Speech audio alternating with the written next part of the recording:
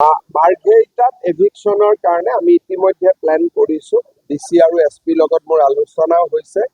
আমি মাৰ্ঘেৰিটাত যিসকল বাহিৰৰ পৰা ব্যক্তি আহিছে আৰু মাৰ্ঘেৰিটাৰ লগত তেওঁলোকৰ কোনো পৰিচয় নাই, তেনেকুৱা ব্যক্তিসকলক আমি নিশ্চিতভাৱে উচ্ছেদ কৰিম।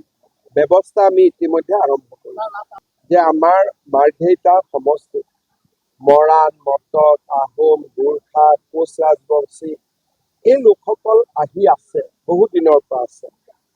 যদি আমি এই লোকসকলক মাটিৰ অধিকাৰ নিদিওঁ, এই অঞ্চলটোত এদিন বিক্ষোভৰ অগণি জ্বলিব আৰু এই বিক্ষোভে আমাক সকলোকে অশান্ত কৰিব।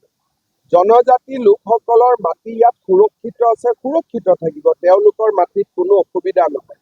কিন্তু য'ত মৰাণ, মটক, আহোম, কোচ ৰাজবংশী, গোৰ্খা তেখেতসকল বহি আছে যুগ যুগ ধৰি, তেওঁলোকক মাটিৰ অধিকাৰ দিয়াটো উচিত। আমি ধেমাজি, জোনাই, ঢকুৱাখানা সকলো জেগাতে দিছোঁ আৰু তাৰ জনজাতি লোকসকলে ইয়াক আদৰণিও জনাইছে।